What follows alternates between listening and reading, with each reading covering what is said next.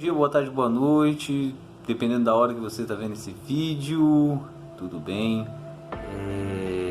Senti no meu coração de estar passando uma pequena mensagem. Estava ouvindo uma palavra ontem, uma pregação, e eu senti no meu coração essa vontade, esse anseio de pincelar algo muito importante, uma palavra que nasceu de outra palavra. Quantas palavras não nasceram assim, não é mesmo? E o texto base está lá em Mateus 13, versículo 44, que diz o seguinte: o reino dos céus é como um tesouro escondido num campo. Certo homem, tendo-o encontrado, escondeu-o de novo, e então, cheio de alegria, foi e vendeu tudo o que tinha e comprou aquele campo. O reino dos céus também é como um negociante que procura pérolas preciosas. Encontrando uma pérola de grande valor, foi e vendeu tudo que tinha e a comprou. Essa mensagem, eu sinto que ela toca muito forte no coração daquelas pessoas que já são cristãs, que seguem a Cristo, que têm valores cristãos e que já tem uma estrada, já tem uma caminhada, mas ainda tem em seu coração a seguinte pergunta: o quanto é suficiente? Minha vida até aqui de entrega já não foi suficiente?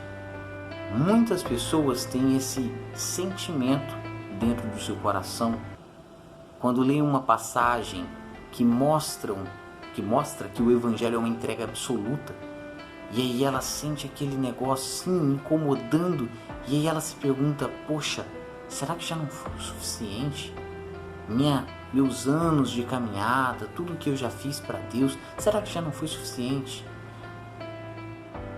A pergunta que a gente deve fazer é: será que essa ideia, será que essa pergunta é a pergunta certa? Será que o foco, a suficiência que é arremetida aqui, que é o foco aqui, ela é o que deve estar no cerne da questão quando a gente olha para a palavra de Deus e quando ela pede para que a gente se doe? Então a gente vai direto para Gálatas, capítulo 5, de 16 ao 26, a gente vê a batalha do Espírito contra a carne. E nesse texto, não vou me delongar, fala dos frutos do Espírito. E quando a gente vê os frutos do Espírito, os frutos não são nossos, são do Espírito. E são frutos do Espírito porque nós permitirmos ser guiados pelo Espírito. Então, no momento em que a gente entra em um relacionamento de confiança, existe um relacionamento de entrega.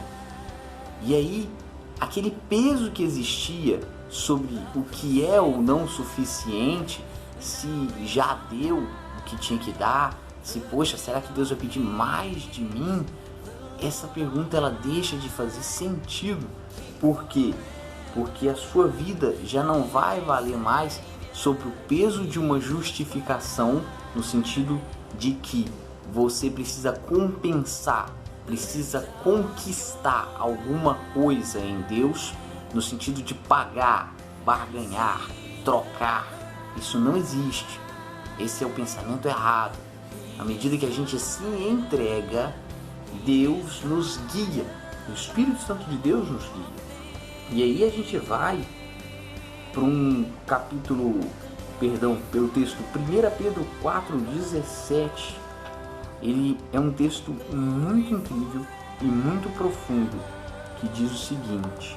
Vou ler o versículo 15 em diante. Diz assim: antes santifiquem Cristo como Senhor em seu coração.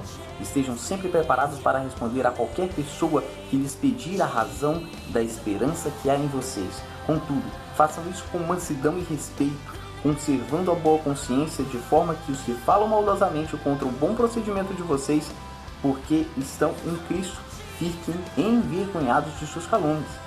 Versículo 17: é melhor sofrer por fazer o bem, se for da vontade de Deus, do que por fazer o mal. Poxa, então precisamos abraçar o sofrimento, abraçar essa entrega, nos submeter, sentir a cruz sobre os nossos ombros. Tudo isso faz sentido. Mas existe um aposto, existe um entre vírgulas. Se for da vontade de Deus. Deus não deseja o sofrimento pelo sofrimento. Ele não deseja que a gente se martirize. Existe um propósito aqui, que é alcançar outra vida, testemunhar para outra vida, mostrar pelo exemplo. E isso é um propósito. Que aí quando a gente olha para o exemplo de Cristo, que se entregou, que sofreu, existiu um propósito na missão dele. Existiu um propósito na missão dos apóstolos, na missão de Paulo, de sofrer por o Evangelho. Existe um propósito muito bem delimitado de Deus para aquele procedimento. Então sofrer por sofrer não é o foco. Não precisamos nos sentir punidos, esvaídos, mas privilegiados. Porque quando a gente está dentro da vontade de Deus, cumprindo o propósito dele, a gente pode ter a segurança nele, a segurança de que ele está no controle e de que nós estamos sendo guiados, como Gálatas diz.